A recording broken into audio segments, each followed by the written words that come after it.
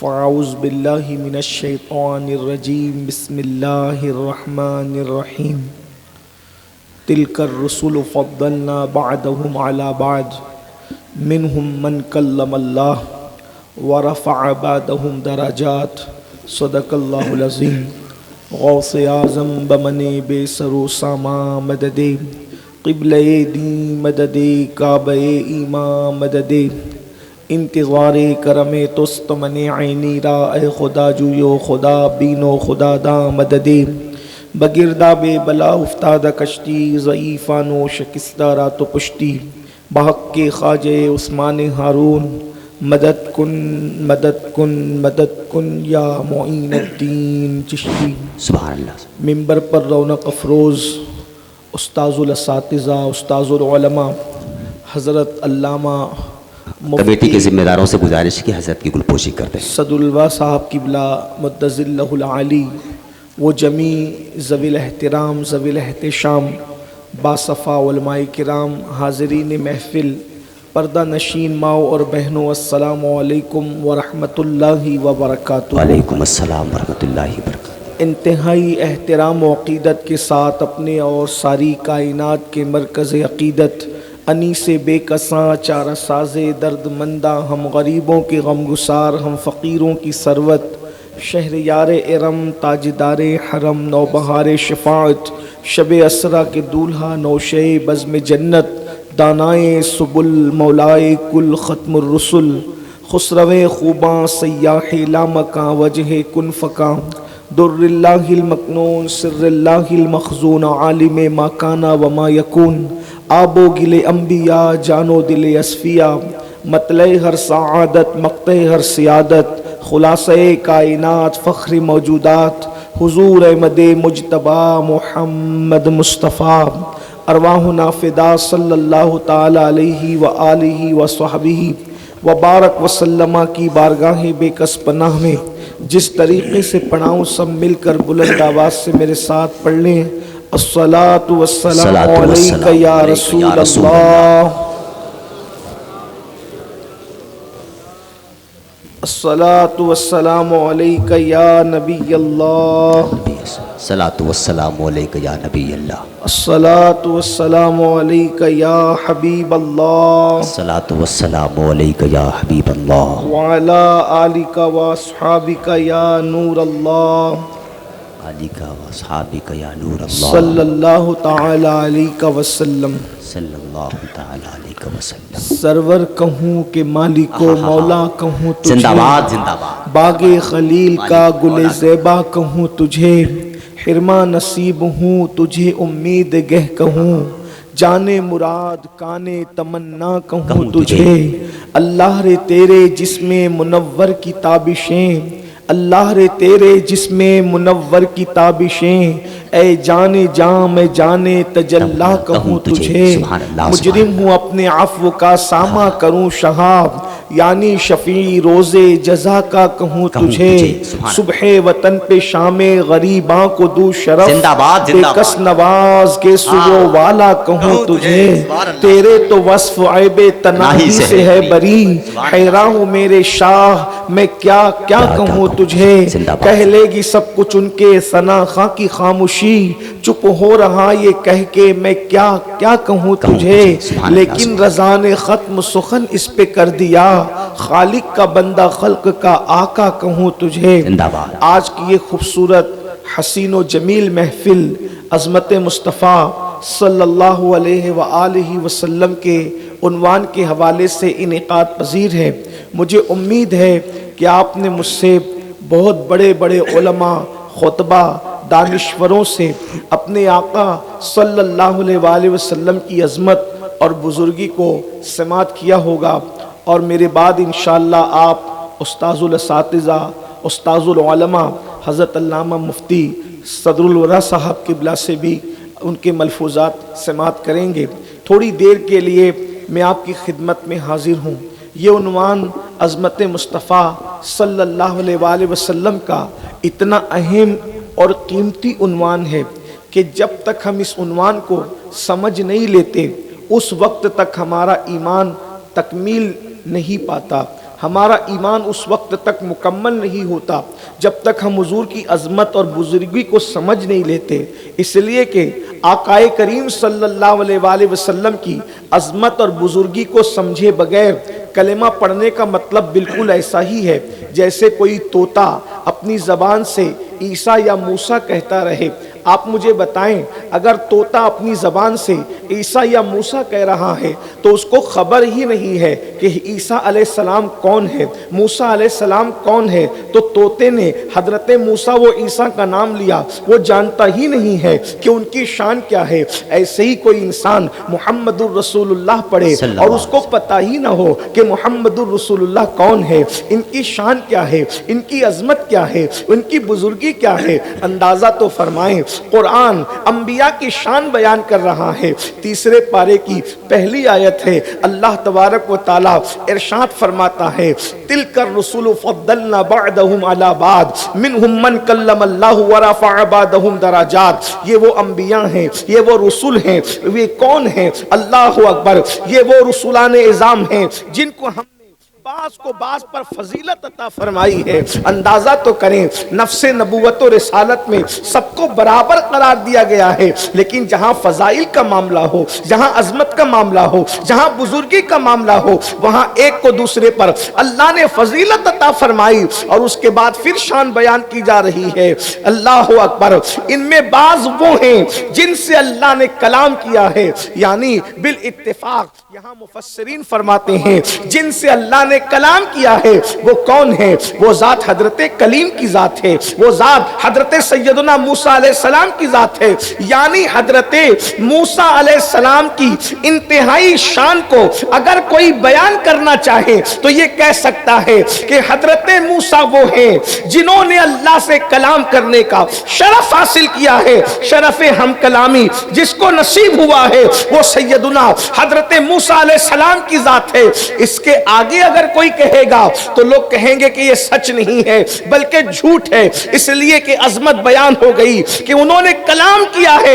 اب آگے بڑھ کر کوئی کہے کہ انہوں نے اللہ کو دیکھا بھی ہے تو لوگ کہیں گے نہیں نہیں، اللہ رب العزت نے انتہائی شان بیان کر دی کہ وہ اللہ کے کلیم ہیں، انہوں نے خدا کو دیکھا۔ اگر کوئی یہ بیان کرے تو اس کی غلط بیانی ہوگی، مگر قربان جائیں حضرت موسیٰ کی تو انتہائی شان بیان ہو جاتی ہے، مگر جب باری محبوب کی آتی ہے، باری اپنے نبی کی آتی ہے، باری اپنے آقا کی آتی ہے تو انتہائی شان بیان نہیں ہوتی بلکہ حکم ہوتا ہے وَرَفَعَ بَعْضَهُمْ دَرَجَاتٍ۔ بعض وہ ہیں جن کو ہم نے درجوں بلند کیا، کتنا بلند کیا اس کی حد بیان نہیں کی، بلند کرنے والا جانتا ہے بلند ہونے والا۔ زندہ باد، زندہ باد، زندہ باد۔ وَرَفَعْنَا لَكَ ذِكْرَكَ، ہم نے تمہارے لیے تمہارے ذکر کو بلند کیا۔ کیا شان ہے، اللہ اکبر۔ جو تمام انبیاء کی شانیں تھی اللہ نے وہ اپنے پیارے حبیب صلی اللہ علیہ وسلم میں جمع فرما دیا۔ جتنے انبیاء کرام کو اللہ نے جو شانیں عطا کی وہ ساری شانیں اللہ نے ایک ذات مصطفیٰ جان رحمت میں عطا فرما دیا۔ اس کا مطلب یہ ہے اگر سمجھنے سمجھانے کے لیے کہا جائے ایک نبی کی ایک شان ہو تو کم و بیش مصطفیٰ جان رحمت نے 1,24,000 شانیں جمع ہیں۔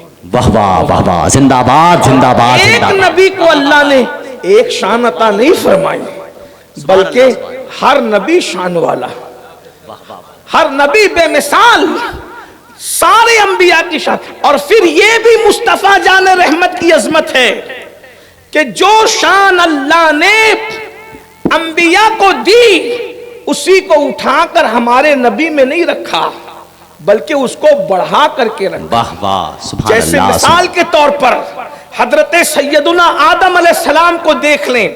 حضرت آدم کی شان یہ ہے کہ حضرت آدم کو فرشتوں نے سجدہ کیا، یہ آدم علیہ السلام کی شان ہے۔ حضرت آدم علیہ السلام کو فرشتوں نے سجدہ کیا۔ مصطفیٰ جان رحمت کو یہ شان کیا ملی؟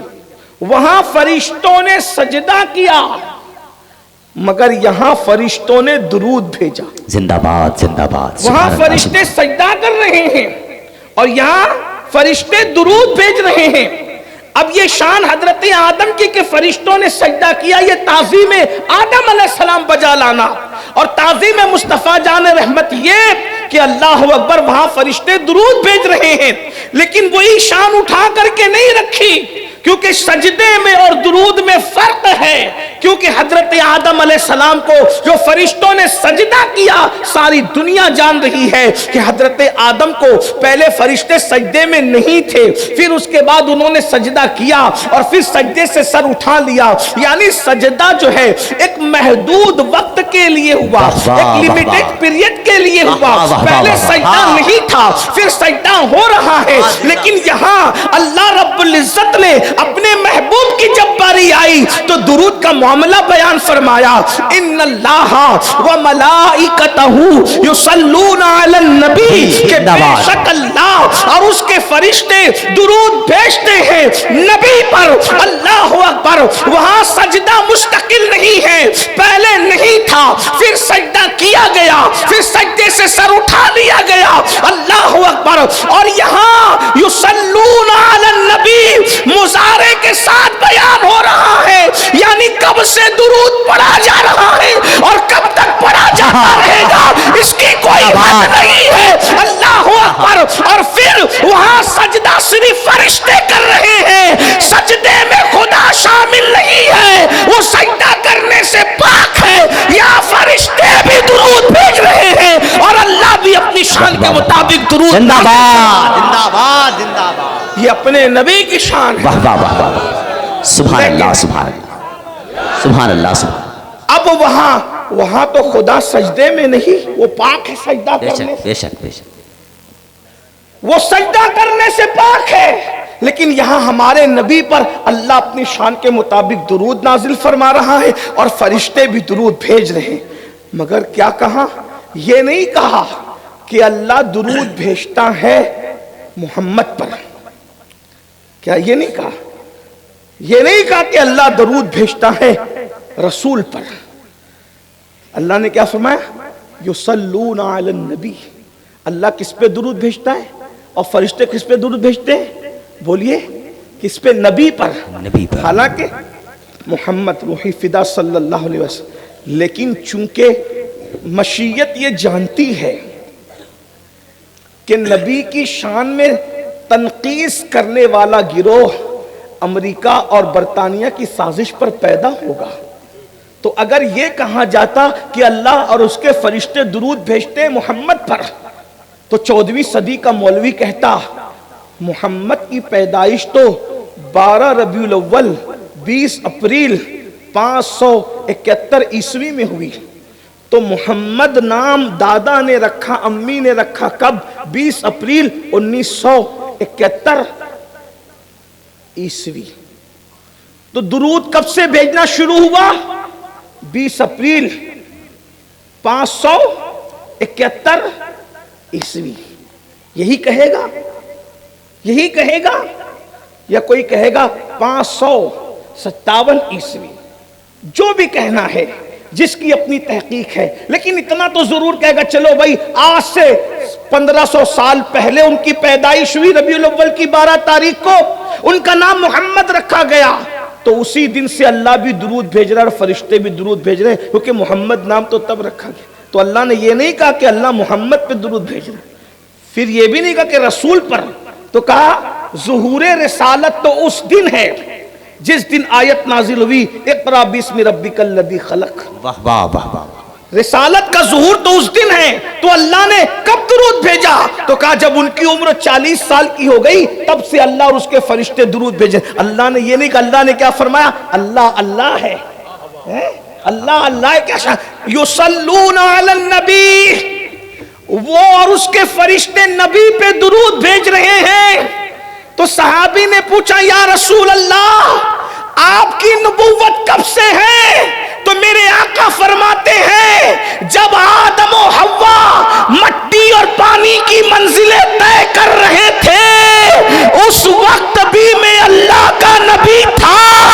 یا مطلب یہ ہے کہ آدم و حوا بھی پیدا بھی نہیں ہوئے تھے تب سے اللہ بھی درود بھیج رہا ہے، اس کے فرشتے بھی درود بھیج رہے ہیں۔ واہ واہ واہ واہ، سبحان اللہ سبحان اللہ سبحان اللہ۔ زندہ باد زندہ باد زندہ باد. سبحان اللہ سبحان اللہ.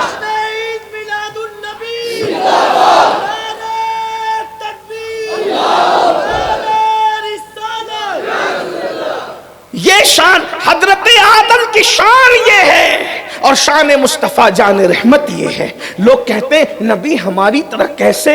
حضرت آدم ان کی طرح نہیں ہے. جب ہمارا باپ ان کی طرح نہیں ہے تو ہم ان کی طرح کیسے ہو سکتے ہیں؟ کلمہ پڑھ رہے ہو لیکن عظمت مصطفیٰ جان رحمت کو نگاہ میں رکھنے کی کوشش کرو. اس کے بعد پھر دیکھو اللہ اکبر، وہ جسم جو فانی ہے اس کے باپ حضرت آدم ہے. توجہ کرنا، وہ جسم جو فانی ہے اس کے باپ حضرت آدم ہے، اور وہ روح جو باقی ہے، باقی رہنے والی چیز ہے، اس کے باپ مصطفیٰ جان رحمت ہے. آدم اجسام کے باپ ہیں اور مصطفیٰ جان رحمت ارواح کے باپ ہیں. بلکہ ظاہر میں حضرت آدم باپ ہے جسم کے اعتبار سے محمد الرسول اللہ کے، اور مصطفیٰ جان رحمت باطن میں باپ ہیں حضرت آدم علیہ السلام کے بھی، اس لیے کہ روحانی اعتبار سے میرے امام اسی کو تو کہتے ہیں اور بڑے مزے میں کہتے ہیں. لوگ کہتے ہیں تم لوگ احمد رضا کی بات کیوں کرتے ہو؟ ہم کہتے ہیں 14ویں صدی میں احمد رضا کی طرح کسی نے بات کی ہو تو ذرا وہ بھی کر کے بتاؤ. عظمت رسالت امام اہل سنت کیسے بیان کرتے ہیں؟ کہتے ہیں ان کی نبوت، ان کی ابوت ہے سب کو عام، ان کی نبوت، ان کی ابوت ہے سب کو عام. ام البشر عروس انہی کے پسر کی ہے، ام البشر عروس انہی کے پسر کی ہے. ظاہر میں میرے پھول، حقیقت میں میری نخل، ظاہر میں میرے پھول، حقیقت میں میری نخل. اس گل کی یاد میں یہ صدا بل بشر کی ہے، اس گل کی یاد میں یہ صدا بل بشر کی ہے.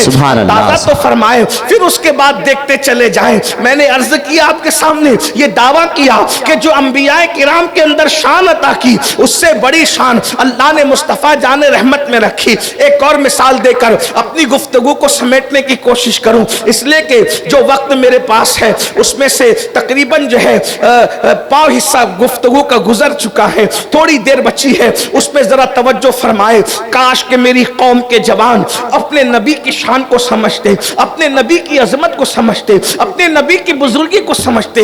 برا ہو سوچ کا جس نے نبی کو اپنی طرح بشر کہنے والوں کے درمیان جو ہے، اللہ اکبر، لوگ ہمارے درمیان ایسے پیدا ہو گئے کہ رسول اللہ کو ایک عام انسان کی شکل میں، ایک عام بشر کی شکل میں لا کر کے معاذ اللہ کھڑا کرنے کی کوشش کی. حضرت بیدم شاہ وارسی صاحب نے بہت اچھی بات کہی تھی کہ اب آدمی کچھ اور ہماری نظر میں ہے، اب آدمی کچھ اور ہماری نظر میں ہے. جب سے سنا ہے یار لباس بشر میں ہے، جب سے سنا ہے یار لباس بشر میں ہے. نبی کو لباس بشر میں دیکھ کر کے ان کو نبی چھوٹا نظر آتا ہے، لیکن ہم نے جب نبی کو لباس بشر میں دیکھا اس دن سے ہمیں بشریت کی اہمیت پتا چل گئی کہ اگر بشریت سے بڑا لباس اللہ کے نزدیک کوئی ہوتا تو اللہ اسی لباس میں اپنے محبوب کو بھیجتا. بشریت کتنی بڑی چیز ہے.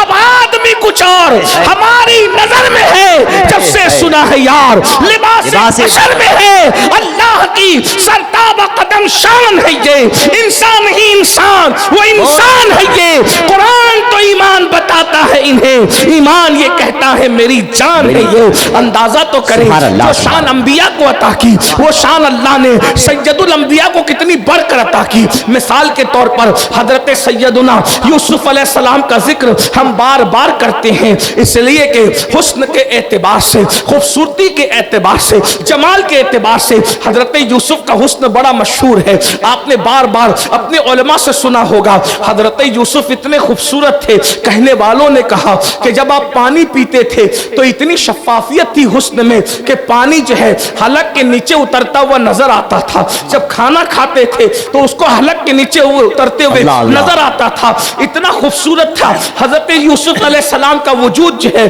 کہ بھوکا دیکھ لیتا تھا بھوک مٹ جاتی تھی، پیاسا دیکھ لیتا تھا پیاس مٹ جاتی تھی حسن یوسف کے چرچے ہیں. کہنے والوں نے کہا ہے کہ مصر کی عورتیں حضرت یوسف کے حسن پر فدا ہو گئی اور اپنی انگلیوں کو انہوں نے جو ہے وہ بلکہ ان انگلیوں پر ان کی چھریاں چل گئی اور ان کی انگلیاں ٹکڑے ہو گئی. یہ حسن یوسف ہے. لیکن اب میں آپ سے پوچھنا چاہتا ہوں حسن یوسف کو اگر کوئی بندہ دیکھے تو اس کی بھوک مٹ جائے, اس کی پیاس مٹ جائے. یہ حسن یوسف ہے. کہتے ہیں یوسف علیہ السلام جب گلیوں سے چلتے تھے تو گلیوں کا اندھیرا دور ہو جاتا تھا. یہ ساری باتیں اپنی جگہ ہے, لیکن میں آپ سے پوچھنا چاہتا ہوں حسن یوسف یہ ہے کہ جس کی وجہ سے گلیوں کا اندھیرا دور ہوتا ہے. توجہ کرنا, حسن یوسف یہ ہے جس کی وجہ سے گلیوں کا اندھیرا دور ہوتا ہے. حسن مصطفیٰ یہ ہے جس کی وجہ سے دل کا اندھیرا دور ہوتا ہے. گلیوں کا اندھیرا تو چراغ بھی دور کر لیتے ہیں, گلیوں کا اندھیرا تو چاند بھی دور کر لیتا ہے, گلیوں کا اندھیرا تو سورج بھی دور کر لیتا ہے.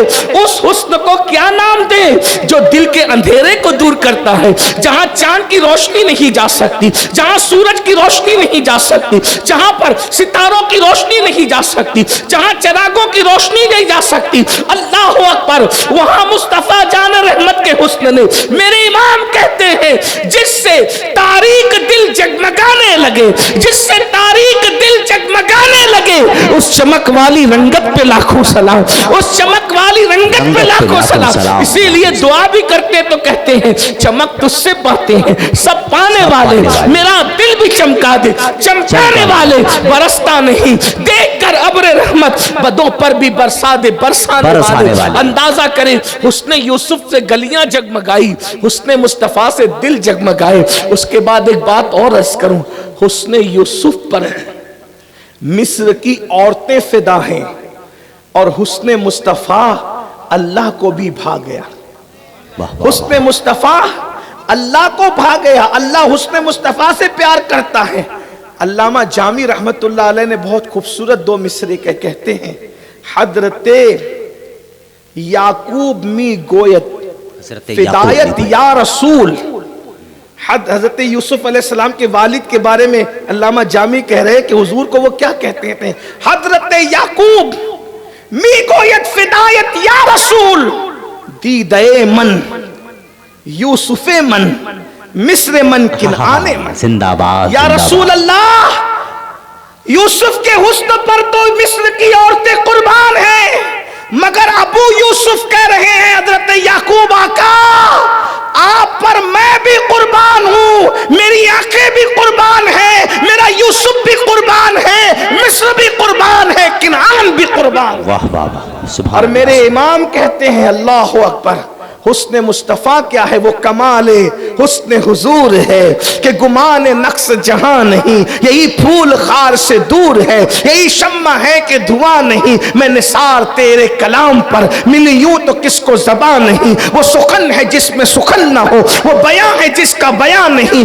فصحا عرب کے بڑے بڑے تیرے آگے یوں دبے لچے, کوئی جانے منہ میں زبان نہیں بلکہ جسم میں جان نہیں. تو کروں تیرے نام پہ جا فدا, کروں تیرے نام پہ جا فدا, کروں تیرے نام پہ جا فدا. نہ بس ایک جا تو جہاں فدا, تو جہاں سے بھی نہیں جی بھرا, کروں کیا کروڑوں جہاں نہیں. حضرت یوسف کے نام پر نہیں بلکہ حضرت یوسف کو دیکھ, نام پہ نہیں, حضرت یوسف کو دیکھ کر انگلیاں کٹ گئیں, کاٹی گئی نہیں کٹ گئی. چاہتی نہیں تھی کاٹنا, بے چاہے کٹ گئی. حضرت اور میرے امام کہتے ہیں کہ حضرت یوسف کو دیکھ کے انگلیاں کٹی, اور مصطفیٰ جان رحمت کے نام پر مردوں کے سر کاٹے جاتے ہیں. زندہ باد. مر کے مرد اپنے سروں کو کٹاتے, کہتے حسن یوسف پہ کٹی مصر میں انگشت زنا, سر کٹاتے ہیں تیرے نام پہ مردان عرب. ایک جملہ کسی کلندر نے بڑا خوبصورت کہا کہ حسن یوسف کو دیکھ کر انگلیاں ٹکڑے ہو گئی, اور حسن مصطفیٰ کو نہیں بلکہ مکمل حسن یوسف کو دیکھ کر عورتوں کی انگلیاں ٹکڑے ہو گئی. اور مصطفیٰ جان رحمت کی ایک انگلی کو دیکھ کر چاند ٹکڑے ہو گیا، لیکن وہ انگلیاں ٹکڑے ہو کر جڑی نہیں، زندہ باد زندہ وہ انگلیاں ٹکڑے ہو کر جڑی نہیں، جو حسن یوسف پہ کٹی جڑی نہیں، جو انگلی مصطفیٰ کی دیکھ کے ٹکڑے ہوا اس کو جوڑ بھی دیا گیا۔ زندہ باد زندہ باد۔ اب یہاں پر ایک بات میں کرنا چاہتا ہوں، ایک بات، حضور کی عظمت اور خوبصورتی اور حسن و جمال کی بات ہو رہی ہو، ایسا خوبصورت محبوب، ایسا عظمت والا محبوب اللہ نے تمہیں اور ہمیں عطا کیا، ہم نے اس نبی کی قدر کیا کی، اس نبی کی عزت کیا کی، اس نبی کی تعظیم۔ رسول کو تو اللہ نے عظمت والا بیان کیا، عظمت والا بنا کے بھیجا، بلکہ ایک بات تو اور یہ بھی ہے، بڑی خوبصورت بات کسی کلندر نے کہی تھی کہ حضرت ابراہیم کے لیے اللہ کہتا ہے کہ ہم آپ کو لوگوں کا امام بنائیں گے، جاعلک للناس اماما، آپ کو لوگوں کا امام بنانے والے ہیں۔ حضرت آدم کے لیے کہا انی جاعل فی الارض خلیفہ، ہم زمین پر آپ کو اپنا نائب بنانے والے ہیں۔ حضرت ابراہیم کو لوگوں کا امام بنانے والے ہیں، حضرت آدم کو خلیفہ بنانے والے ہیں، اور مصطفیٰ جان رحمت کو بنانے والے نہیں کہا، بلکہ فرمایا وَمَا أَرْسَلْنَاكَ إِلَّا رَحْمَةً لِّلْعَالَمِينَ، آپ کو عالمین کے لیے رحمت بنا کر بھیجا۔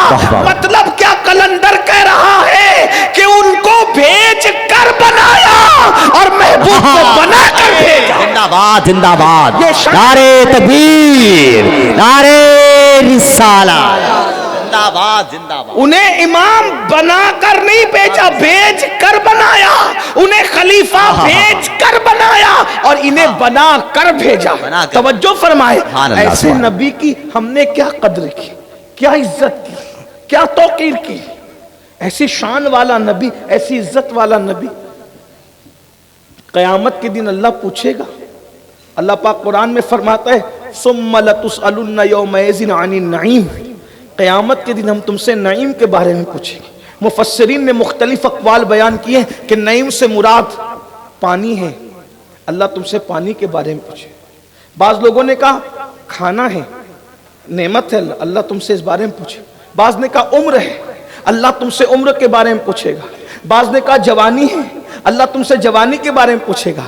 لیکن بعض عشاق یہ بھی کہتے ہیں کیونکہ سب سے بڑی نعمت مصطفیٰ جان رحمت کی ذات ہے، تو اللہ تم سے اپنے نبی کے بارے میں پوچھے گا کہ میں نے اتنا عظیم رسول تمہیں عطا کیا تھا، اتنا عظیم نبی عطا کیا تھا، تم نے اس نبی کی کیا قدر کی، اس نبی کی کیا عزت کی، اس نبی کے ساتھ تم نے سلوک کیا کیا۔ اب میں تم سے پوچھتا ہوں اے علاقے والوں، اے عظمت مصطفیٰ کی محفل میں آنے والوں، عظمت مصطفیٰ کی محفل سجانے والوں، بتاؤ جب رسول اللہ کے بارے میں پوچھا جائے گا، لوگ کہتے ہیں نماز کے بارے میں پوچھا جائے گا، روزے کے بارے میں پوچھا جائے گا، حج کے بارے میں پوچھا جائے گا، زکوٰۃ کے بارے میں پوچھا جائے گا، پڑوسیوں کے بارے میں پوچھا جائے گا، ماں باپ کے بارے میں پوچھا جائے گا، جوانی کے بارے میں پوچھا جائے گا، کھانے پانی کے بارے میں پوچھا جائے گا۔ میں نے کہا بالکل سچ کہا، سب پوچھا جائے گا۔ قرآن تو یہ کہتا ہے فَمَن يَعْمَلْ مِثْقَالَ ذَرَّةٍ خَيْرًا يَرَهُ وَمَن يَعْمَلْ مِثْقَالَ ذَرَّةٍ شَرًّا يَرَهُ، ایک ذرے کے برابر اگر تم نے نیکی کی ہوگی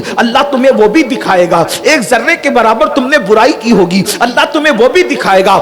اب میں تم سے پوچھنا چاہتا ہوں مسلمانوں، جو اللہ ذرے ذرے کے بارے میں پوچھے گا، بلکہ مصطفیٰ جان رحمت صلی اللہ علیہ وآلہ وسلم سے پوچھا گیا یا رسول اللہ، اللہ ہم سے قیامت کے دن کس کس چیز کے بارے میں پوچھے گا؟ تو اللہ کے رسول صلی اللہ علیہ وآلہ وسلم کے فرمان کا مفہوم ہے اگر تم نے کسی انسان کی دیوار کو اپنی ناخن سے کھرچا ہوگا تو تمہارے ناخن کے اندر جو مٹی آئے گی اس مٹی کے بارے میں بھی اللہ تم سے سوال فرمائے گا۔ مجھے بتاؤ تو صحیح، پڑوسی کی مٹی اگر ناخن کے اندر سمیٹی ہوگی اللہ اس کے بارے میں بھی تم سے پوچھے گا۔ کسی کی لکڑی سے اجازت کے بغیر بغیر تم نے خلال کیا ہوگا اس بارے میں بھی اللہ تم سے پوچھے گا. کسی کی مٹی کو بغیر پوچھے تم نے اس سے اپنا ہاتھ دھویا ہوگا اس بارے میں بھی اللہ تم سے پوچھے گا. کیا بات ہے جب چھوٹی چھوٹی چیزوں کے بارے میں اللہ تم سے پوچھے گا تو اپنی سب سے بڑی نعمت عظمیٰ مصطفیٰ جان رحمت کے بارے میں نہیں پوچھے گا. میں نے تو تمہیں محبوب عطا کیا تھا, حسن والا محبوب دیا تھا,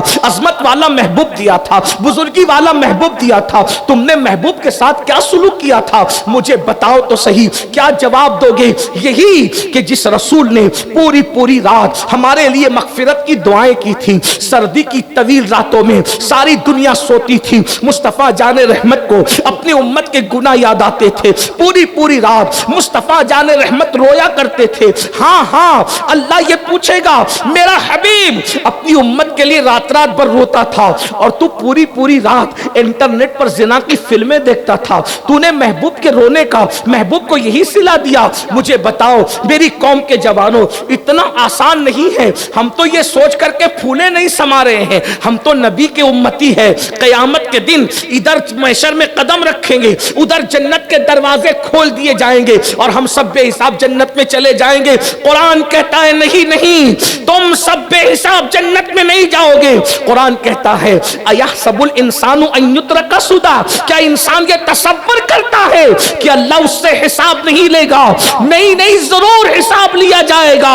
فمن یعمل مثقال ذرۃ خیرا یرا ومن یعمل مثقال ذرۃ شرا یرا. اب میں تم سے پوچھنا چاہتا ہوں, اللہ اکبر, ہم نے محبوب کی یہی قدر کی, مصطفیٰ جان رحمت کی یہی قدر کی. وہ پوری رات ہمارے لیے مغفرت کی دعا کریں. ہم پوری رات کبھی گانے سننے میں, کبھی انٹرنیٹ پر, کبھی فلمیں دیکھنے میں, بلکہ اللہ اکبر آج کل کے جوان تو اتنے بے باک ہیں, پتہ نہیں پوری رات کیا دیکھتے ہیں. بلکہ لوگ تو اس قدر بے باک ہیں کہ اللہ اکبر, ابھی ماہ رمضان المبارک گزرا, رمضان شریف کی راتوں میں بھی کہیں کرکٹ کے میدان سج رہے ہیں, کہیں کھیل کے میدان سج رہے ہیں, کہیں اللہ اکبر 4-6 نوجوان مل کر وائی فائی لگا کر پوری رات موبائل کا غلط استعمال کرتے ہوئے بیٹھے ہیں. ذرا بتاؤ تو صحیح, وہ رسول جس نے خندق کھود کر کے اللہ اکبر یہ دین ہمارے گھر تک پہنچایا, آج اس رسول کے ماننے والے داڑیاں منڈا کر گٹروں میں پھینک رہے ہیں. مسجد جانے کے لیے وقت نہیں ہے, دوستوں کے ساتھ گھنٹوں بیٹھنے کے لیے وقت ہے, اور نبی کی آنکھوں کی ٹھنڈک نماز کے لیے ہمارے پاس وقت نہیں ہے. کتنی سادگی سے مسلمان کہتا ہے مولانا نماز کے لیے ٹائم نہیں ملتا, نماز کے لیے وقت نہیں ملتا. میں پوچھنا چاہتا ہوں کوئی ایسا بھی عاشق دیکھا ہے جو اپنے محبوب کی آنکھوں کو ٹھنڈک نہیں پہنچاتا؟ اللہ اکبر. بلکہ سن لو مسجد سے دور رہنے والوں, بلکہ مسجد کے زینے پہ بیٹھ کر موبائل گیم کھیلنے والوں, اور اذان سے پہلے یہ کہہ کر اٹھ کے چلے جانے والوں, چلو اذان کا وقت ہو رہا ہے, ابھی مسجد کے نمازی آنے والے ہیں. کیا بات ہے, اللہ اکبر. مسلمانوں کی روحیں نہیں کانپتی, مسلمانوں کے کلیجے نہیں کانپتے, مسلمانوں کا دل نہیں کانپتا, تمہارا دل نہیں لرزتا. مسجد کے زینے پہ بیٹھ کر کے گیم کھیلتے ہو اور اذان سے پہلے یہ سوچ کر اٹھ کر نکل جاتے ہو کہ چلو نمازی آنے والے ہیں. مسجد میں استنجا کے لیے تو جاتے ہو, مسجد میں سجدے کے لیے نہیں جاتے. اللہ یہ مسلمان ہے جسے دیکھ کے شرمائے یہود. جس رسول نے خندق کھود کر کے یہ دین ہمارے گھر تک پہنچایا, اور وہ بھی خندق کھودنے کا معاملہ پیٹ بھر کے کھا کے نہیں, پیٹ پر 2 پتھر بندے ہیں, اور مصطفیٰ جان رحمت اللہ کے دین کے لیے خندق کھود رہے ہیں. ہم بھول گئے. یہ احساس ہمارے اندر کب پیدا ہوگا؟ ہمارے گھر کی بیٹیاں بے پردہ ولیمے میں جا رہی, بے پردہ اسکول جا رہی, بے پردہ کالج جا رہی, اور ہمیں احساس ہی نہیں کہ اللہ کے رسول صلی اللہ علیہ وآلہ وسلم نے پردے کا نظام اور پردے کا قانون دینے کے لیے کتنی تکلیفیں اٹھائی تھی, کتنی مصیبتیں اٹھائی تھی. وہ رسول ہو کر ہم سے کتنا پیار کر رہے ہیں, بے شک, اور ہم امتی ہو کر ان کو فراموش کر رہے ہیں. بے شک. تھوڑی دیر کے لیے غور کیجیے, ذرا سوچئے تو صحیح. حضور علیہ الصلوۃ والتسلیم پیدا ہوئے, ہمیں یاد کیا, بے شک, پوری زندگی ہمیں یاد کیا, بے شک, اللہ کو دیکھا, بے حجاب دیکھا, اور اللہ کو دیکھ کر بھی ہمیں نہیں بھولے، ہمیں یاد کیا۔ زندہ باد زندہ باد زندہ باد، یاد کیا کہ نہیں کیا؟ بے شک بے شک۔ جب حضور اللہ کے قرب میں پہنچے تو اللہ تبارک و تعالیٰ نے کہا السلام علیکہ ایھا النبی ورحمۃ اللہ وبرکاتہ، تو حضور نے کیا جواب دیا؟ السلام علینا وعلی عباد اللہ الصالحین، ہم پر بھی اور تیرے نیک بندوں پر، ہم پر کہہ کر اپنے گنہگار امتیوں کو اپنے ساتھ شامل کیا، یعنی اللہ کو دیکھ کر بھی ہمیں نہیں بھولے۔ ذرا غور کیجئے، تھوڑی دیر احساس کیجئے، توجہ کیجئے، جو اللہ کا جمال دیکھ کر ہمیں نہیں بھولا وہ ہمارا رسول، اور ہم گناہوں کے اندر اپنے نبی کو بھول گئے۔ وہ خدا کو دیکھ کر بھی ہمیں نہیں بھولے اور ہم گناہوں کی دہلیز پر ان کو گانوں میں بھول گئے، جوئے میں بھول گئے، نشے میں بھول گئے، سود کے لقمے میں بھول گئے۔ سوچو، شادی بیاہ کے موقع پر کوئی ڈی جے لگا رہا ہے، کوئی میوزک بجا رہا ہے، کوئی جہیز کا مطالبہ کر رہا ہے، بیٹیاں بے پردہ گھوم رہی ہے، آوارگی کا ماحول ہے، گندگی کا ماحول ہے، گناہوں کا ماحول ہے۔ مجھے بتاؤ، گناہوں کے ماحول میں اپنے نبی کو بھولنے والوں، قیامت کے دن اللہ کو منہ کیا دکھاؤ گے؟ حضور ہمیں کب یاد آتے ہیں؟ حضور تو پیدا ہوئے اللہ کی بارگاہ میں سجدہ کرتے ہوئے ہمیں یاد کیا، پوری زندگی ہمیں یاد کیا، نمازوں میں سجدہ کرتے تھے، ہمیں یاد کرتے تھے۔ ام المومنین فرماتی ہے اللہ کے رسول صلی اللہ علیہ وآلہ وسلم جب اپنی امت کے لیے کھڑے ہو کر کے دعائیں کرتے تھے تو اتنی دیر دیر تک کے کھڑے رہتے تھے کہ پیروں میں ورم آ جاتے تھے، ایسا لگتا تھا کہ حضور علیہ السلام کے پیر پھٹ نہ جائیں اور اس سے خون نہ نکل پڑے۔ تو میں کہتی تھی یا رسول اللہ بس بھی کیجئے، تو میرے آقا فرماتے تھے عائشہ میری امت گنہگار زندہ باد۔ اور کبھی فرمایا کیا میں اپنے اللہ کا شکر گزار بندہ نہ بنوں؟ آپ سے پوچھنا چاہتا ہوں، بلکہ ایک روایت یاد آئی، سیدی اعلیٰ حضرت امام اہل سنت محدث بریلی رحمت اللہ علیہ اپنی کتاب میں لکھتے ہیں، جس کا مفہوم یہ ہے کہ جب تمہارے کان بجا کرے تو تم اس وقت تو اپنے نبی پہ درود پڑھا کرو۔ کان بجنا سمجھتے ہیں نا؟ آپ سمجھتے ہیں کان بجنا کسے کہتے ہیں؟ کان بجنے کا مطلب یہ ہے ہم کہیں جا رہے ہوں یا کہیں بیٹھے ہوں اکیلے، کوئی نہ ہو، اچانک ہمیں ایسا لگتا ہے کسی نے آواز دی، ہم مڑ کے دیکھتے ہیں تو کوئی نظر نہیں آتا، تو لوگ کیا کہتے ہیں کان بج رہے ہیں۔ سنا کہ نہیں سنا ہے؟ کبھی آپ کے ساتھ اتفاق ہوا ہوگا کہ ہمارے بھی کان بجتے، کبھی بجتے؟ خوش نصیبی ہے جس کو تم کان بجنا کہتے ہو، وہ ایک الگ راز ہے۔ امام اہل سنت نے اپنے بزرگوں کے حوالے سے لکھا کہ جب کان بجا کرے تو حضور پہ درود پڑھا کرو۔ تو جب کان بجتے ہیں تو اس بارے میں لوگ کہتے ہیں کسی جنات نے آواز دی، معاذ اللہ کسی چڑیل نے پکارا، ایسا ہوا، لوگ اپنے طور پہ کچھ کا کچھ بکتے ہیں، لیکن بریلی کا قلندر بزرگوں کے فرمان پیش کر رہا ہے کہ جب کان بجا کرے تو حضور پہ درود پڑھا کرو۔ واہ واہ واہ واہ۔ تو اس وقت تو درود پڑھنے کا مطلب کیا ہے؟ تو کہ درود پڑھنے کا مطلب یہ ہے کہ جب اللہ کے رسول صلی اللہ علیہ وآلہ وسلم کو محو استراحت کے لیے، آرام کے لیے ان کی قبر انور میں رکھا گیا تو حضور علیہ السلام کے ہونٹ ہل رہے تھے اور حضور کہہ رہے تھے رب حبلی امتی رب حبلی امتی رب حبلی امتی۔ حضور قبر انور میں گئے رب حبلی امتی کہتے ہوئے، اور جب قبر انور سے اٹھیں گے تو رب حبلی امتی کہتے ہوئے اٹھیں گے، کہے بھی اور رب حبلی امتی کہتے ہوئے اور اٹھیں گے بھی کیا کہتے ہوئے؟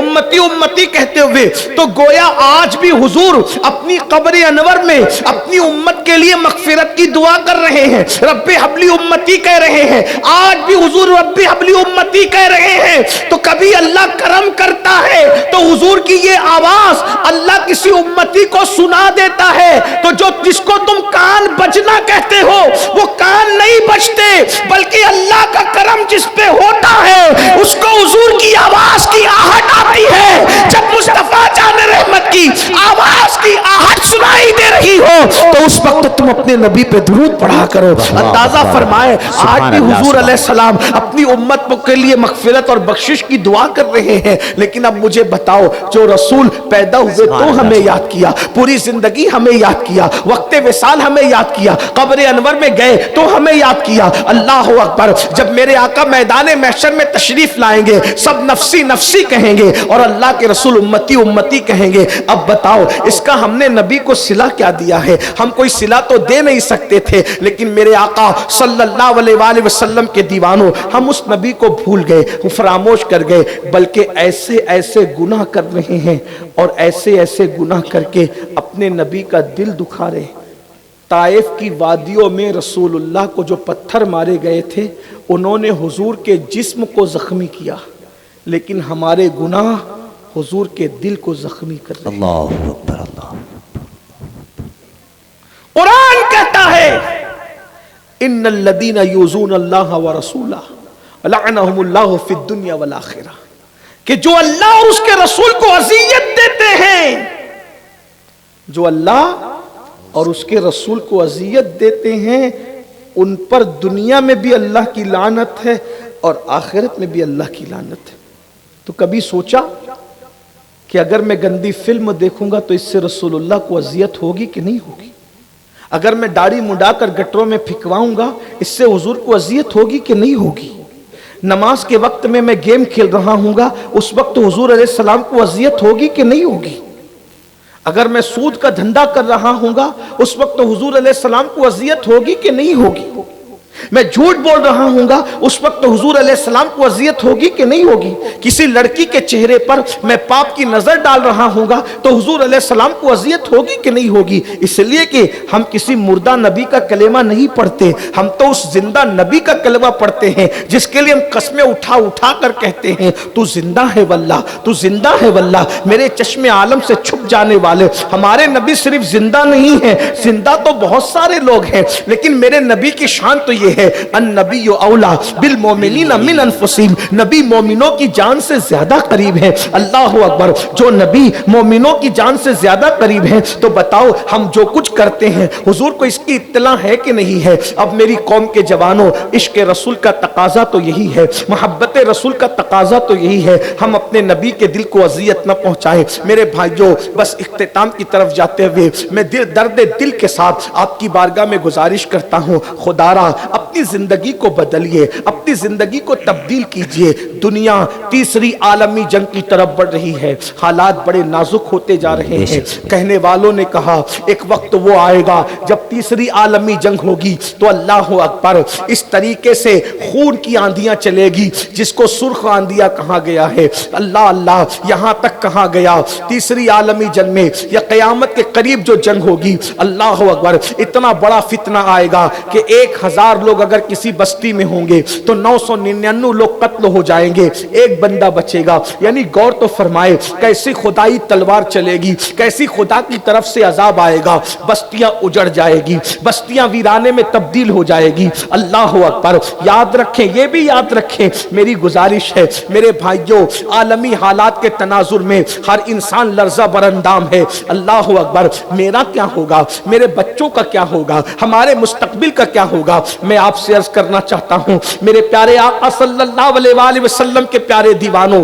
ये अच्छी तरह याद रखना, किसी का कुछ भी हो मगर वो महफूज रहेंगे जो अल्लाह की अमान में रहेंगे, जो अल्लाह की हिफाजत में रहेंगे। ये बात याद रखना, अगर अल्लाह अमान दे तो बड़े से बड़े गुंडे और ताकतवरों से अल्लाह मकड़ी के जाले के जरिए से भी बचा लेता है, कबूतरी के अंडों के जरिए से भी बचा लेता है अल्लाह। और याद रखना, जब अल्लाह अपनी अमान उठा लेता है तो लंगड़े मच्छर से भी हलाक कर देता है, चूंटियों से भी हलाक कर देता है। नमरूद जैसे ताकतवर को लंगड़े मच्छर से हलाक कर दिया। मुस्तफा जाने रहमत जैसी ताकतवर हस्ती जिसने इशारे से चांद के टुकड़े किए, मकड़ी के जाले के जरिए से उनकी हिफाजत फरमाई। जरा गौर तो करें, यहां अल्लाह की अमान है, अल्लाह अकबर, और वहां खुदा की अमान उठ गई है। इसी तरह देखिए अल्लाह अकबर, अबाबील के नन्हे नन्हे कंकरों के जरिए ذریعے سے وہ لشکر جو اللہ اکبر ہاتھیوں والا لشکر کہاں گیا، اس کو ہلاک کر دیا گیا۔ لوگ عالمی تناظر کے اندر سوچ رہے ہیں میں کون سا ہتھیار استعمال کروں یا میں کون سی چیز کو اکٹھا کروں، میں کیسے کمرہ بناؤں، میں کیسی حفاظتی اقدام کروں کہ میں جنگوں کے موقع پہ محفوظ رہوں۔ یاد رکھنا محفوظ وہی رہے گا جو اللہ کی امان میں رہے گا، اور اللہ کی امان کس کو ملے گی؟ سب کو اللہ کی امان نہیں ملے گی، بلکہ میرے آقا مصطفیٰ جان رحمت فرماتے ہیں جو ایک وقت کی نماز جان بوجھ کے ترک کر دیتا ہے وہ اللہ کی امان سے باہر کر دیا جاتا ہے، اللہ اس سے امان کی چادر کو ہٹا لیتا ہے۔ اللہ اکبر۔ طوفان کے اندر اپنے آپ کی خیال کی فکر کرنے والوں، بربادیوں میں اپنے آپ کی فکر کرنے والوں، ہر بندہ سوچ رہا ہے گیس کا سلنڈر نہیں ملے گا تو کیا ہوگا، روکیل نہیں ملے گا تو کیا ہوگا، پیٹرول نہیں ملے گا تو کیا ہوگا۔ ایک بات اچھی طرح یاد رکھنا، ظاہری اسباب یقیناً ضروری ہے، لیکن اسباب پر بھروسہ کرنے والوں مسبب الاسباب کی امان میں آنے کی کوشش کرو۔ کسی کا کچھ بھی ہوگا تم محفوظ رہو گے، تم سکون سے رہو گے، تم اطمینان سے رہو گے۔ اور یاد رکھنا اللہ کی امان عبادت کے بغیر نہیں مل سکتی، سجدے کے بغیر نہیں مل سکتی، نماز کے بغیر نہیں مل سکتی۔ وہ لوگوں سے اللہ اپنی امان کی چادر اٹھا لیتا ہے جو نماز نہیں پڑھتے۔ میرے بھائیوں بس اسی پہ بات پوری کرتا ہوں، میری مائیں اور بہنیں بھی موجود ہیں۔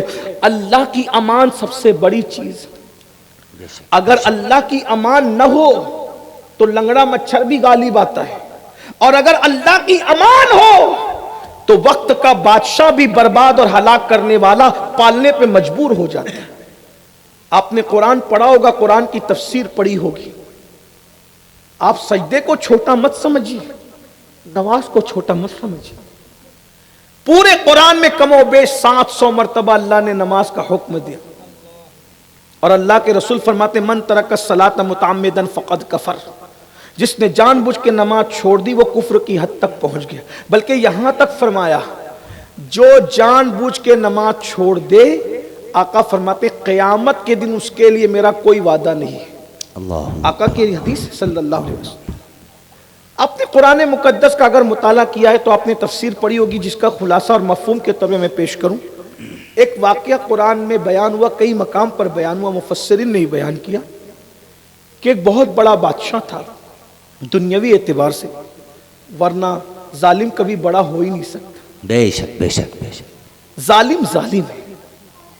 اور یہ بھی یاد رکھنا اللہ ظالموں کو بہت دن تک مہلت نہیں دیتا۔ حضرت مولا کائنات سیدنا علی مرتضیٰ کرم اللہ تعالی وجہ الکریم فرماتے ہیں کہ اللہ کافروں کو تو مہلت دیتا ہے مگر ظالموں کو مہلت نہیں دیتا۔ ظالموں کو مہلت نہیں دیتا۔ بے شک، کفر کی حکومت تو چل سکتی ہے مگر ظلم کی حکومت نہیں چل سکتی۔ سبحان اللہ سبحان ظالموں کی عمر بہت لمبی نہیں ہوتی، اس لیے ظالموں سے بہت ڈرنے کی ضرورت بھی نہیں ہے۔ ظالم ختم ہونے کے لیے ہے، ظلم ختم ہونے کے لیے۔ اللہ نہ ظالموں کو پسند کرتا ہے نہ ظلم کو پسند کرتا ہے، بس ظالم اسی وقت تک رہتا ہے جب تک مظلوم خدا کو بھولا ہوا رہتا ہے۔ جس دن مظلوم خدا کو یاد کرنے لگے پھر ایک رات کی مہلت بھی ظالم کو بے نہیں۔ شک، سبحان اللہ سبحان اگر اللہ۔ دنیا کے زندہ باد اندر زندہ باد ظالم جی رہا ہے زندہ باد، زندہ مطلب باد۔ مظلوم خدا کو بھولا ہوا ہے۔ اگر مظلوم خدا کو یاد کرنے لگے ایک رات کی مہلت بھی ظالم کو نہیں ملے گی، کیونکہ اللہ کے رسول فرماتے ہیں مظلوم کی دعا اور خدا کے درمیان کوئی حجاب نہیں ہوتا۔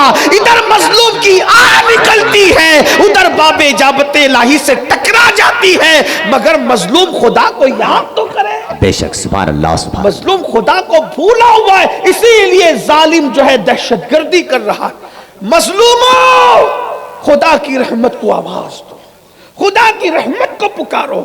تو بہرحال میں عرض یہ کر رہا تھا، ایک ظالم بادشاہ گزرا جسے دنیا فرعون کہتے ہیں، صدیوں حکومت کی، صدیوں۔ پھر جب اس نے ظلم کیا کہ بنی اسرائیل میں بیٹوں کو ذبح کرتا تھا اور بیٹیوں کو زندہ رکھتا، یہ نسل کشی کی فکر ظالموں کی کوئی نئی نہیں ہے، بڑی پرانی فکر ہے۔ نسلیں ختم کرو، نسلیں ختم. ایک دن اس نے خواب دیکھا، جو بھی خواب دیکھا اس نے اپنے معبروں سے پوچھا کہ میں نے یہ خواب دیکھا، اس کی تعبیر کیا ہے؟ تو تعبیر بیان کرنے والوں نے کہا ایک بچہ پیدا ہوگا اور وہ تیری حکومت کو ختم کر دے گا. ایک بچہ حکومت کو ختم کرے گا. اس ظالم نے کہا میں اس بچے کو پیدا ہی نہیں ہونے دوں. اللہ. یعنی حکومت کے تحفظ کے لیے میں نہ وہ بچہ پیدا ہوگا نہ میری حکومت ختم ہوگی. لیکن یہ بھی وہ جانتا نہیں تھا کہ میرے چاہے سے کچھ نہیں ہوگا، ہوگا وہی جو اللہ چاہے گا. لیکن جب گھمنڈ اور غرور انسان کے دل و دماغ پر چھا جاتا ہے تو پھر اس کو کچھ سجھا ہی نہیں تھی. آپ اور ہم بھی گھمنڈ میں بہت چور ہے. اس کو تو حکومت ملی وہ مغرور ہو گیا، یہاں تو تھوڑی سی دولت پہ بھی لوگ مغرور ہو گئے. تھوڑا سا علم کیا ملا مغرور ہو گئے، تھوڑی سی شہرت کیا ملی مغرور ہو گئے، تھوڑا سا حسن کیا ملا مغرور ہو گئے. کہنے والے نے کہا تھا جو ذرا سے پی کے بہک گیا اسے میں کدے سے نکال. اسے میں کدے سے نکال. وہاں حکومت پہ گھمنڈ ہے، یہاں دولت پہ گھمنڈ، جوانی پہ گھمنڈ، حسن پہ گھمنڈ. انسان اتنا مغرور ہو گیا کہ ایک دوسرے کو دیکھ کے سلام بھی نہیں کرتا، اور کوئی سلام کرے تو جواب بھی نہیں دیتا. ہمارے اندر یہ کمی ہے. جبکہ اللہ کے رسول علیہ السلام نے فرمایا سلام کو عام کرو، اور ہم سلام کرتے کس کو؟ جس کو پہچانتے ہیں. جبکہ اللہ کے رسول نے فرمایا من عرفت ولم تعرف، جس کو پہچانتے اس کو بھی سلام کرو، جسے نہیں پہچانتے اس کو بھی سلام کرو. بلکہ قیامت کی نشانیوں میں سے ایک نشانی ہے کہ لوگ صرف پہچان والوں کو سلام کریں گے. کیسر اعظمی صاحب کو پہچانتے ہیں تو کہا السلام علیکم، ناظم صاحب السلام علیکم، مفتی صاحب کہہ رہے السلام علیکم، مفتی راشد کو پہچان السلام علیکم. دوسروں کو نہیں کرے. بھئی مسلمان ہے تو سلام کرنا چاہیے. بے شک بے شک.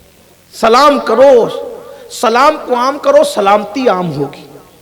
سلام کو عام کرو، اس سے گھمنڈ ٹوٹے گا. سلام کو عام کرو، اس سے بغض اور کینہ ختم ہوگا. میں جب بھی اس بستی میں آتا ہوں، کئی مرتبہ آیا، میں نے اس بستی میں دیکھا کہ لوگ سلام بہت کم کرتے ہیں، اور اگر کوئی سلام کرے تو لوگ جواب بھی. ہو سکتا ہے شاید میرے دیکھنے میں بھی بھول چوک ہو گئی ہو، لیکن میں نے بہت محسوس کیا کہ لوگ سلام کم کرتے. میں دکن کے علاقے میں جاتا ہوں تو وہاں بچوں کو بھی دیکھا تو بچے بھی سلام کرتے ہیں، وہاں سلام بہت عام ہے. ہماری اس علاقے کے اندر لوگ سلام کم، اور سلام کرو بھی تو بہت سے لوگ جواب بھی نہیں دیتے. حالانکہ کوئی سلام کرے تو اتنی آواز سے جواب دو کہ وہ جواب سن لے. واہ واہ واہ واہ، سبحان اللہ. عام کر کے دیکھو.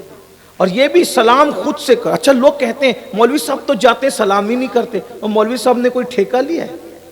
وہ نہیں کرتے تو تم کر دو، سلام میں پہل کرو. اللہ کے رسول سید العالمین ہو کر چھوٹے چھوٹے بچوں کو سلام کرتے تھے، اور ہم انتظار کرتے کہ مولوی صاحب سلام کریں، فلاں صاحب کی انتظار کیوں کرتے؟ نیکیوں میں آگے بڑھو، نیکیوں میں پہل کرو. اللہ کے رسول صلی اللہ علیہ وآلہ وسلم نے کبھی کسی کو موقع نہیں دیا سلام کرنے کا. اللہ کے رسول نے خود سے بڑھ کر لوگوں کو سلام کیا. سیدنا فاروق اعظم مدینہ منورہ کے بچے بچے کو سلام کرتے. سلام کو عام کیجیے، اس کی بڑی برکت. شوہر بیوی کو سلام کیا کرے، باپ اپنے بچوں کو سلام کیا. فون اٹھاؤ تو سلام کرو، فون رکھو تو سلام کرو. اللہ نے ہول سیل میں نیکی کرنے کا موقع دیا ہے. سلام کو عام کرو، خوب عام کرو، اس کی برکتیں ملے، بہت برکتیں ملے گی. محبتیں بڑھے گی، پیار بڑھے گا، نفرتیں ختم ہوگی. ہم نے کچھ علاقوں میں دیکھا کہ شوہر انتظار کرتا ہے کہ بیوی سلام کرے. شوہر کو شرم آتی ہے بیوی کو سلام کرنا، جبکہ اللہ جس پہ سلامتی نازل، السلام علیکہ ایھا النبی، جس کے لیے اللہ نے فرمایا وہ اپنی بیویوں کو سلام کرتا ہے، وہ اپنے غلاموں کو سلام کرتا ہے، وہ چھوٹے چھوٹے بچوں. بہرحال ایک الگ سا عنوان. عرض کیا کر رہا تھا؟ ظالم نے کہا کہ جو بچہ میری حکومت کو ختم کرے گا میں اس کو پیدا ہی نہیں ہونے دوں گا. تو پیدا نہ ہونے دینے کے لیے اس نے کیا جتن کیے کہ آج کے بعد ہر شوہر اپنی بیوی سے الگ رہے، اور جتنے بچے پیدا ہوں، بیٹیاں ہو تو رہنے دو، بیٹی ہو تو قتل کر دو، بیٹا ہو تو قتل کر دو. نوزائیدہ بچوں کو ختم کرو، مار ڈالو سب کو. جو بچے ماں کے شکم میں ہیں ان پر ایک ایک ڈائی مقرر کر دی اپنی طرف سے کہ بچہ پیدا ہو قتل کرو، بچہ پیدا ہو قتل کرو. خدا کی شان. حضرت موسیٰ علیہ السلام ماں کے جب شکم میں آئے تو فرعون کی طرف سے دائی مقرر ہو گئی کہ یہ بھی مراد سے ہے، خوشی سے ہے، ان کے شکم میں بچہ ہے. حضرت موسیٰ علیہ السلام کی امی کا اخلاق اور کردار دیکھ کر، اور جب حضرت موسیٰ علیہ السلام پیدا ہوئے تو اتنے خوبصورت تھے کہ دائی بھی فدا ہو گئی، ماں تو فدا تھی. دائی نے کہا کتنا خوبصورت بچہ ہے، ہم اسے قتل نہیں کریں گے. کہا پھر کیا کریں گے؟ کہا کریں گے یہ کہ بکری کا بچہ ذبح کر کے ہانڈی میں ڈال دیں گے اور کہہ دیں گے ہم نے ذبح کر دیا. اور یہ بھی یاد رکھے کہ ہر نبی خوبصورت ہوتا ہے، واہ واہ. ہر نبی اعلیٰ نسب ہوتا ہے، ہر نبی اعلیٰ حسب ہوتا ہے، ہر نبی اعلیٰ کردار ہوتا ہے. کوئی نبی ادنا ہوتا ہی نہیں، سب اعلیٰ ہی اعلیٰ. اور ان اعلیٰ نبیوں میں میرا نبی سب سے اعلیٰ، سب سے اعلیٰ. اسی کو بریلی کا قلندر کہتا ہے سب سے اولا وہ اعلیٰ ہمارا نبی، سب سے بالا وہ اعلیٰ ہمارا نبی. اپنے مولا کا پیارا ہمارا نبی، دونوں عالم کا دولہ ہمارا نبی. سب چمک والے اجلوں میں چمکا کیے، اندھے شیشوں میں چمکا ہمارا نبی. سارے اچھوں میں اچھا سمجھیے جسے، ہے اس اچھے میں اچھا ہمارا نبی. اور جس سے تاریک دل جگمگانے لگے، اس چمک والی رنگت پہ لاکھوں سلام. اندازہ فرمائیں، ذرا غور فرمائیں کہ دائی کہتی ہے ہم اسے ذبح نہیں کریں. ہانڈی میں بکری کا بچہ ذبح کیا، رکھ دیا لے جا کے. اتنا اعتماد تھا، دائی کی بات مان لی گئی. حضرت موسیٰ علیہ السلام کی بہن نے کہا امی بچہ ذبح نہیں کیا تھا تو ہماری جانیں محفوظ تھی، لیکن یہ بچہ ہم نے زندہ رکھا. اگر فرعون کے مخبروں نے اس کو بتا دیا کہ ہم نے بچے کو بچا لیا ہے تو ایک جان نہیں جائے گی، اب 4 جانیں جائے گی. بچہ تو جائے گا، اس کے ساتھ ہم 3 بھی مارے جائیں گے. تو ماں نے کہا پھر کیا کریں؟ کہا بچہ تو ہے، اس بچے کو گھر سے نکالو. بہت دھیان سے غور سے سن، یہ واقعہ قرآن میں موجود ہے جس کی تفسیر بزرگوں نے لکھی، میں اس کا خلاصہ پیش کرتا. یہ جو لوگ ڈرے سہمے ہیں نا کہ کیا ہوگا، بس ایک ہی چیز، اللہ کی امان اور اس کی پناہ حاصل کرنے میں کامیاب ہو جاؤ. کسی سے ڈرنے کی ضرورت نہیں، اور سجدے کے بغیر اللہ کی امان کسی کو نہیں مل سکتی. آج 95% مسلمان سجدے سے دور. مسجدیں صرف جمعہ کے دن بھرتی ہے، باقی مسجدیں مرثیہ خواہ. پورے ملک کا حال، پوری دنیا کا حال کوسوں دور ہے ہم نماز سے. جس روزی کا اللہ نے وعدہ کیا ہے اس کے لیے 8 گھنٹہ محنت کرتے ہیں، اور جس جنت کا اللہ نے ہم سے کوئی وعدہ نہیں کیا، ہمارا نام لے کے اللہ نے وعدہ کیا کہ امین القادر تجھے جنت دیں گے؟ نہیں، بلکہ کیا فرمایا؟ فَيَغْفِرُ مَن يَشَاءُ، جسے چاہیں گے بخشیں گے. جسے چاہیں گے بخشیں. نام نہیں لیا عبداللہ تو بخشا جائے گا، عبد الرحمن تو بخشا جائے گا، مفتی صاحب تم بخشے جاؤ گے، خطیب صاحب تم نہ. فَيَغْفِرُ مَن يَشَاءُ، جسے چاہیں گے بخشیں گے، جسے بخشیں گے اسے جنت ملے گی. وَيُعَذِّبُ مَن يَشَاءُ، جسے چاہیں گے عذاب دیں گے. اگر بخشنا چاہیں گے تو کسی حبشی کو بھی بخش کے جنت دے دیں گے، اور اگر عذاب دینا چاہیں گے تو نبی کے بیٹے کو بھی عذاب دیں گے، نوح علیہ السلام کے بیٹے کی شکل میں. اب کیا ہمیں ڈر نہیں لگتا؟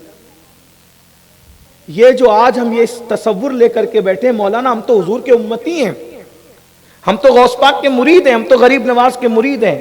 نماز نہ پڑھیں، زنا کریں، سود کھائیں، چوری کریں، حرام کام کریں، جھوٹ بولیں، علماء کی عزت سے کھیلیں، مشائخ کو گالیاں دیں، دل میں بغض رکھیں، کینے رکھیں، پھر بھی غوث پاک کے غریب نواز کے مرید ہیں. ہم جنت میں، ہم نہیں جائیں گے تو کون جائے گا؟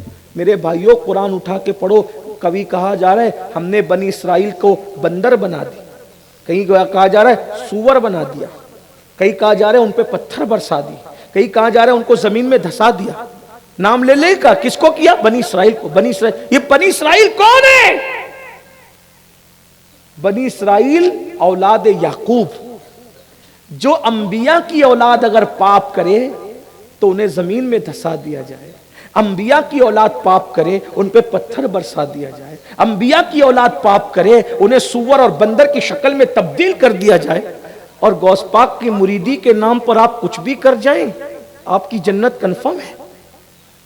بتائیے، یہ بنی اسرائیل انبیاء کی اولاد پیغمبر ہے، قرآن ہمیں پکار پکار کر کہہ رہا ہے جب اولاد پیغمبر کے ساتھ ہم یہ کر سکتے تو تم کون کون ہو تم؟ آج نام بدل بدل کر سود کھایا جا رہا ہے، وہ سود جس کے لیے کہا گیا کہ کعبے میں زنا کرنا اور سود کھانا برابر برابر، اللہ اکبر اللہ، ایک لقمہ سود کا کھانے والا گویا ماں کے ساتھ 36 بار زنا کرنے والے کے برابر۔ استغفر اللہ استغفر اللہ۔ بلکہ بزرگوں نے کہا سور کھانا بھی حرام ہے اور سود کھانا بھی حرام ہے، مگر سور کھانے سے زیادہ برا سود کھانا ہے، کیونکہ اللہ نے سور کھانے والوں کے لیے جنگ کا اعلان نہیں کیا، مگر جو سود کھاتے ہیں ان کے لیے اللہ نے قرآن میں جنگ کا اعلان کیا۔ بے شک بے شک بے شک۔ آج مسلمانوں میں سود بڑھتا جا رہا ہے۔ بہرحال تو عرض یہ کر رہا تھا کہ حضرت موسیٰ علیہ السلام کی بہن نے کہا کہ امی اسے بچے کو گھر سے نکالنا پڑے ورنہ اس کے مخبر نے خبر دے دی، انجام اچھا نہیں ہو۔ تو کہا آپ کیا کریں گے؟ تو بتایا گیا کہ ایک صندوق لایا گیا اور صندوق لا کے چند دن کے موسیٰ علیہ السلام کو اس صندوق میں رکھا۔ صندوق جو لکڑی کا ہوتا ہے، پیٹی سمجھ لو، اس پیٹی میں رکھا اور پیٹی میں رکھ کر ذرا تصور کرو چند دن کا ننھا بچہ، چند دن کا، ایک ماں جب اس کو صندوق میں رکھ کے دریا میں ڈالے گی، بھئی کسی پہاڑ کی کھو میں رکھ دو، غار میں رکھ دو، جنگل میں رکھ دو، تو جا کر آپ کبھی نہ کبھی اس کو اٹھا سکتے ہیں۔ جنگل میں رکھی ہوئی چیز ملنا پوسیبل ہے، غار میں رکھی ہوئی چیز ملنا بھی ممکن ہے، لیکن جو چیز دریا میں ڈالی جائے اس کا ملنا کوئی ممکن ہے؟ کیونکہ دریا تو بہ رہا ہے، پتہ نہیں کہاں بہا کر لے جائے گا، اور وہ صندوق ڈالنا ہے دریا میں۔ ذرا دھیان دینا، توجہ کرنا، سب لرزہ برنداموں، کل کیا ہوگا؟ کچھ نہیں ہوگا، بس اللہ کی امان حاصل کرنے میں کامیاب ہو جاؤ۔ سجدے کے بغیر اللہ کی امان نہیں، اللہ کی امان حاصل کرنا ہے تو سجدے کی طرف آؤ، مسجد کی طرف آؤ۔ لکڑی کا صندوق تھا، لکڑی کی پیٹی تھی، اس میں حضرت موسیٰ کو رکھ دیا گیا۔ رکھنے کے بعد حضرت موسیٰ کی ماں نے اسے دریا میں ڈالنا چاہا، تو دریا میں ڈالنے سے پہلے آپ کو خیال آیا کہ بچہ دریا میں ڈال دی ہوں، پتہ نہیں پانی بہا کے کہاں لے جائے گا۔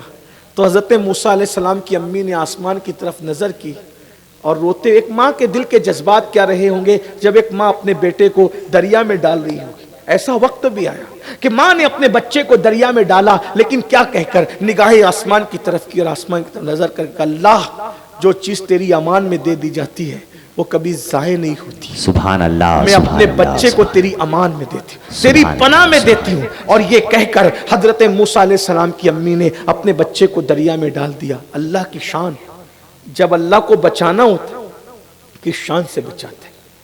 ہمیں دشمن سے بچانا ہو تو دشمن کی نظر سے ہم بچا لیتے ہیں، چھپا لیتے ہیں، لیکن یہ اللہ کی شان، دشمن کے گھر میں لے جا رہا ہے اللہ۔ اللہ اللہ ہے، اس کی طاقت دیکھو، اس کی شان دیکھو، اس کی قوت دیکھو۔ دریا کے اندر صندوق پڑا اور فرعون کے گھر میں جو نہر کٹ کے جاتی تھی دریا سے، اسی نہر کے اندر وہ صندوق چلا۔ فرعون اپنی بیوی آسیہ کو لے کر باغ میں بیٹھا تھا، صندوق کو آتا دیکھ کر کہا یہ صندوق کہاں سے بہہ کے آ رہا ہے۔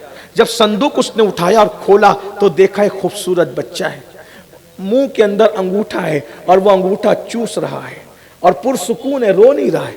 صندوق میں دیکھا تو کہا یہ وہی بچہ ہے جس کی وجہ سے میری بربادی ہے۔ بیوی نے کہا تو نادان ہے، پاگل ہوا ہے، یہ وہ بچہ نہیں ہے، صندوق بہت دور سے بہہ کے آ رہا ہے۔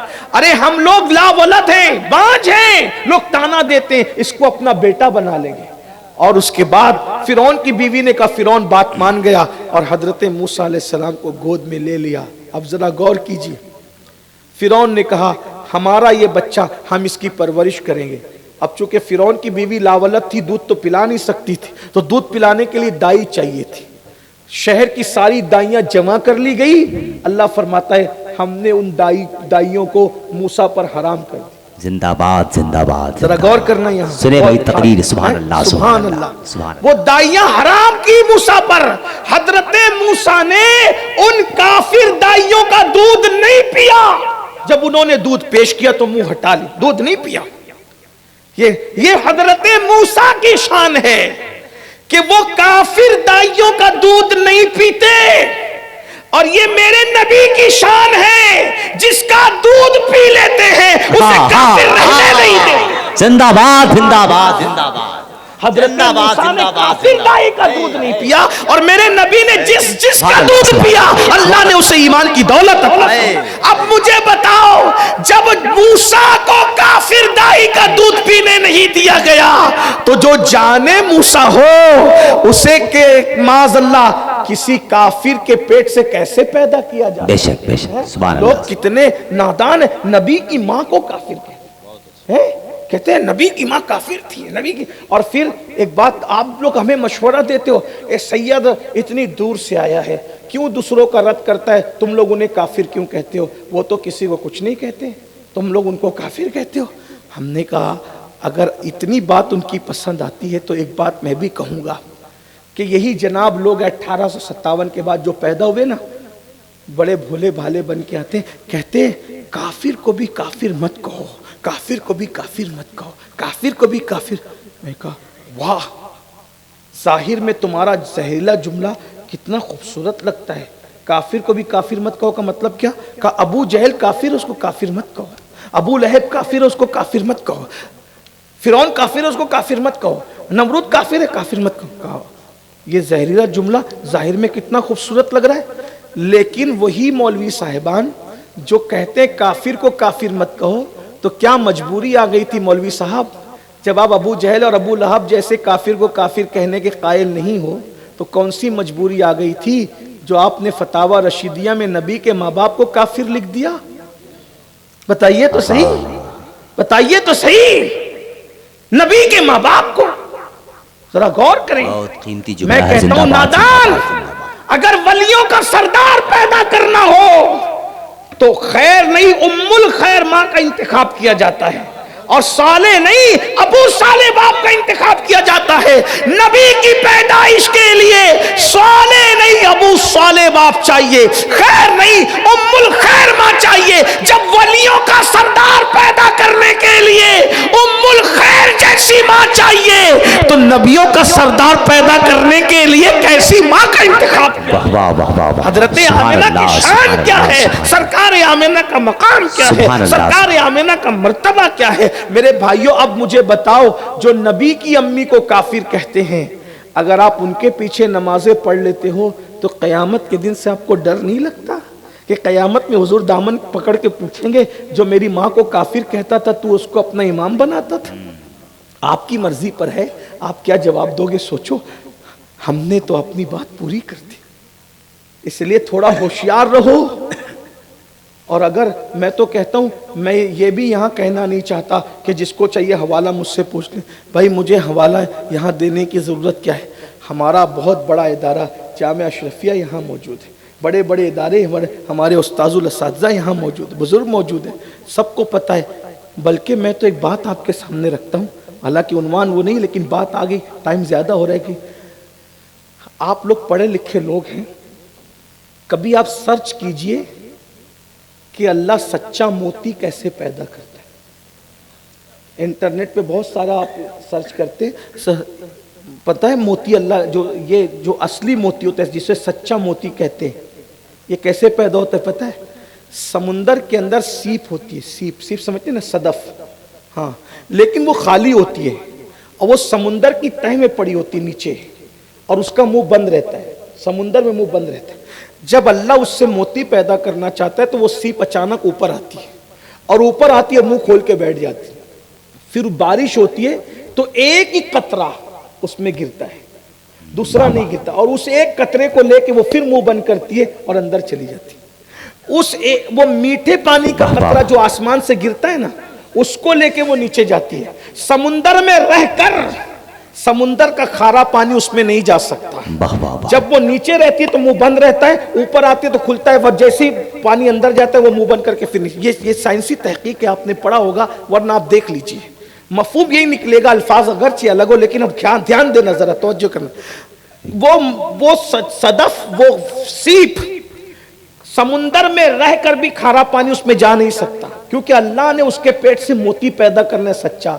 जरा गौर कीजिए, जिससे सच्चा मोती पैदा करना हो, समुंदर के खारे पानी में भी ऐसी अल्लाह हिफाजत करता है, तो जिसके शिकम से नबियों का सरदार पैदा करना हो, अल्लाह ने उसकी कैसी हिफाजत की। जिंदाबाद जिंदाबाद। आमीना, जरा हाथ उठा के सुभान अल्लाह कह दे, सुभान अल्लाह। आमीना मासूम नहीं है, मगर कैसी, जब सीप की हिफाजत का ये इंतजाम है, बस उससे मोती पैदा करना है, तो जो नबियों की कायनात का मोती है, जिसके शिकम से पैदा होना होगा, अल्लाह ने उस आमिना की कैसी हिफाजत की होगी, अल्लाह ने उनकी कैसी हिफाजत, ये बात असल है। इसलिए जो मसलक की बात की जाती है, इस बुनियाद पे की जाती है कि नबी के माँ बाप को काफिर कहने वालों के पीछे नमाज न पढ़ो, उनको अपना इमाम न बनाओ, उनके यहाँ बेटियां न दो, उनसे बेटियां न करो। तो क्या कह रहा था हजरत मूसा अलैहिस्सलाम, जब दाइयां आई तो आपने मुंह फेर लिया, किसी का दूध नहीं पिया। फिरौन परेशान हुआ कि जो बच्चे को मैं पाल रहा हूं, पालने वाला हूं, ये तो किसी का दूध ही नहीं पीता।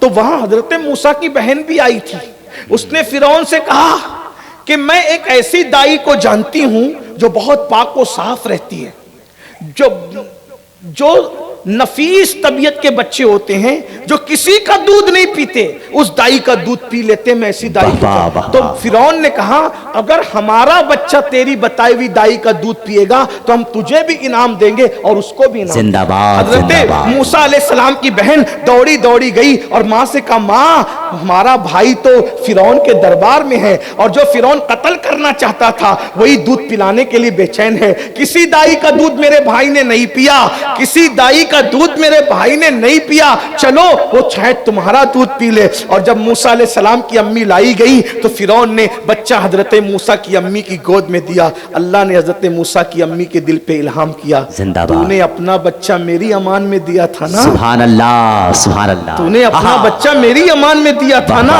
ये देख जो चीज मेरी अमान में दे दी जाती है हम उसको जाये नहीं होने देते। अल्लाह अकबर। मूसा अलैहिस्सलाम की अम्मी की आंखों में आंसू आ गए। जरा गौर तो करें, अल्लाह अकबर। मूसा की माँ ने हजरत मूसा को अल्लाह की अमान में दिया तो अल्लाह अकबर कैसे बेखौफ हो गए। अगर खुद अपनी अमान में रखती तो छुपा छुपा के रखना पड़ता, खुदा की अमान में दिया।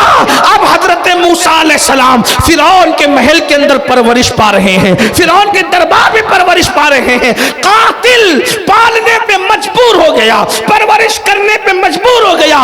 ये अल्लाह की अमान है। हजरत मूसा की माँ हजरत मूसा को अल्लाह की अमान में देती है, दुश्मन पालने पे मजबूर होता है। क्यों डर रहे हो तीसरी आलमी जंग से? अल्लाह की अमान में आ जाओ, बेशक बेशक। दुश्मन तुम्हें भी पालने पे मजबूर हो जाएगा, लेकिन अल्लाह की अमान यूं ही नहीं मिलेगी जब तक खुदा के घर में नहीं आओगे। मेरे भाई, जिस रोजी का वादा है उसके लिए सऊदी, दुबई, कलकत्ता, मुंबई, बरतानिया, अमेरिका तक जाते हो, और जिस जन्नत का वादा नहीं है उसके लिए घर से निकल के मस्जिद तक क्यों नहीं आते? इसलिए खुदा की अमान चाहिए, मस्जिद में आओ। हुजूर अलैहिस्सलाम की अज़मत सिर्फ ये नहीं कि नारे लगाओ, नात पढ़ो, दुरूद पढ़ो, सिर्फ यही नहीं, बल्कि ये भी है कि आका ने जो फरमा दिया उस पर अमल करो।